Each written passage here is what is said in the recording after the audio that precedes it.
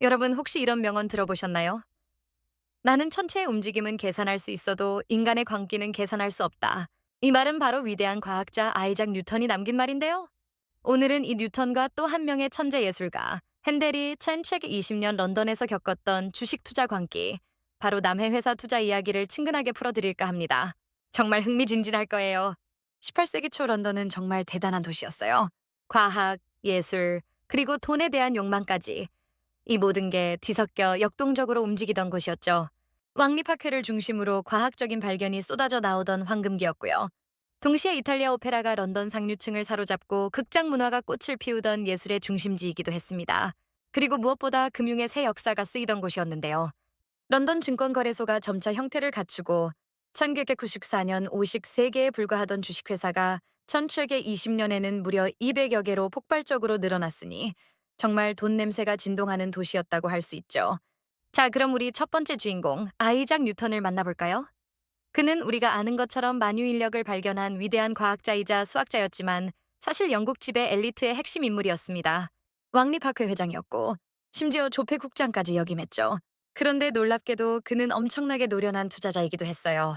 남의 버블 사태 이전에는 국채나 잉글랜드 은행, 주식 같은 곳에 신중하게 투자해서 상당한 성공을 거뒀던 통찰력 있는 인물이었다고 합니다.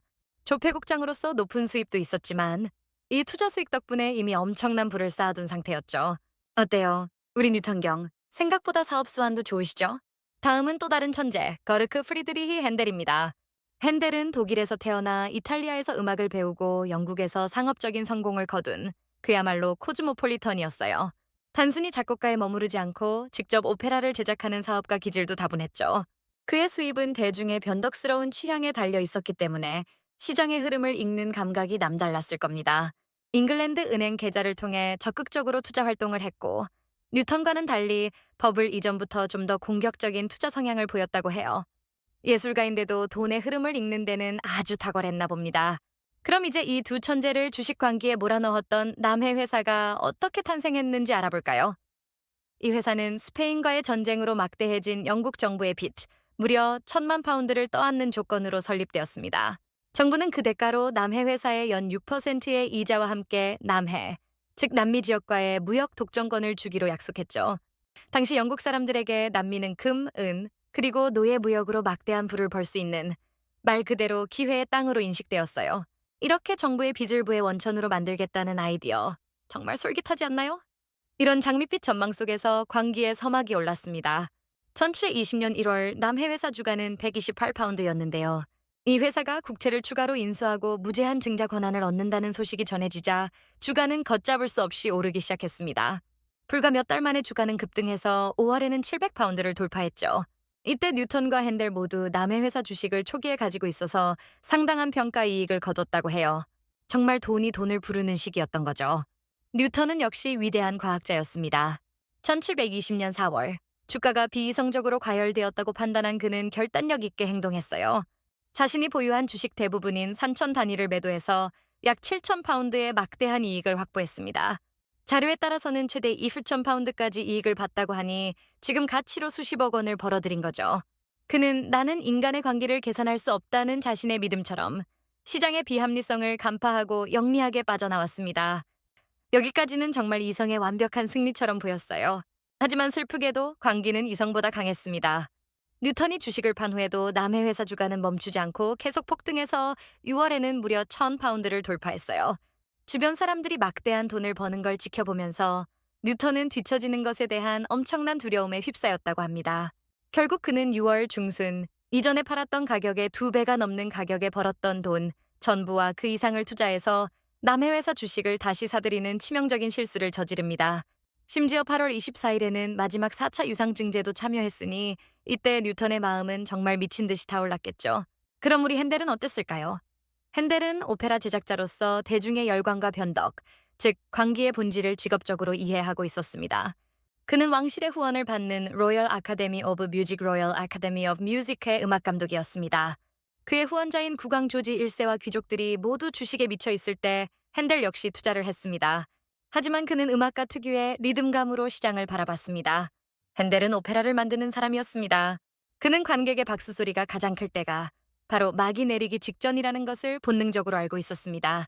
시장의 환호성이 너무 크고 템포가 너무 빠르다는 것, 음악으로 치면 불협화음이 들리기 시작한 것입니다.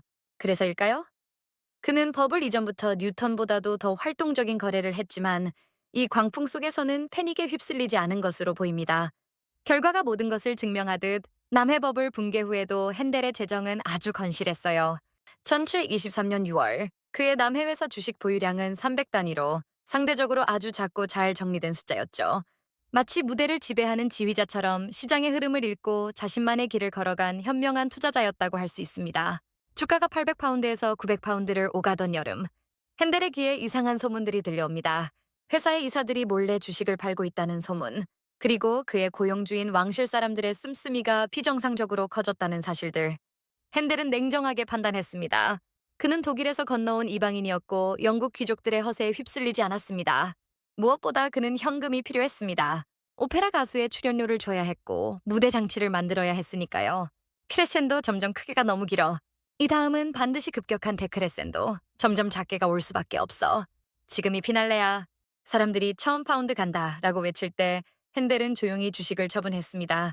그리고 그 돈을 안전한 국채와 연금으로 바꿨습니다. 그 직후 광기는 오래가지 못했습니다. 6월에 남해 회사가 경쟁사들의 난립을 막기 위해 의회를 압박해서 통과시킨 버블법이 오히려 시장 전체의 투자 심리를 위축시키는 역효과를 낳았어요. 그리고 8월 말부터 하락세가 시작되어 9월 말에는 300파운드 이하로, 그리고 12월에는 100파운드대로 폭락했습니다. 6월 최고점 대비 무려 90% 가까이 폭락한 거죠. 수많은 투자자가 파산하고 런던 경제는 대혼란에 빠졌습니다. 정말 모든 것이 한순간에 무너져 내린 겁니다. 이 엄청난 사건은 뉴턴에게 정말 값비싼 대가를 치르게 했습니다. 그의 조카딸의 증언에 따르면 뉴턴은 이 사건으로 2만 파운드를 잃었다고 합니다. 현재 가치로 따지면 수십억 원에 해당하는 어마어마한 돈이죠. 게다가 그는 여생 동안 남해라는 단어를 듣기만 해도 극도로 불쾌해했다고 전해져요. 얼마나 큰 상처를 받았는지 알 수 있는 부분입니다. 아이러니하게도 이 버블의 최대 수혜자는 바로 투자자들의 돈으로 막대한 부채를 청산한 영국 정부였다고 하니 정말 씁쓸한 이야기죠. 반면 핸델은 달랐습니다. 남해 버블의 광풍을 피한 그의 자산은 이후 그의 위대한 후기 오라토리오 작품들을 탄생시키는 중요한 밑거름이 되었습니다. 솔로몬 메시아 삼손 등 우리가 지금도 즐겨 듣는 인류의 문화유산으로 남은 걸작들이 모두 이 시기 이후에 작곡되었으니 말이죠. 시장의 광기를 꿰뚫어 본 그의 현실 감각이 그의 예술을 재정적으로 뒷받침했고 덕분에 그의 예술은 더 높은 경지로 올라설 수 있었습니다. 정말 시련 속에서 불멸의 예술이 피어난 셈이죠. 여러분, 오늘의 이야기 어떠셨나요? 뉴턴은 우주의 법칙을 발견했지만 인간 본성의 비합리성은 예측하지 못했습니다. 위대한 지성도 탐욕과 공포 앞에서는 흔들릴 수 있다는 것을 보여주었죠. 반면 핸델은 인간 감정의 드라마를 예술로 그려냈고 어쩌면 시장의 광기를 이해하는 것이 천체의 궤도를 계산하는 것보다 더 어려운 일일지 모른다는 것을 보여주듯 현실의 드라마에서도 승리했습니다. 나는 천체의 움직임은 계산할 수 있어도 인간의 광기는 계산할 수 없다. 뉴턴의 이 명언은 오늘날 우리에게도 많은 것을 시사하는 것 같습니다. 다음에도 재미있는 이야기로 찾아올게요.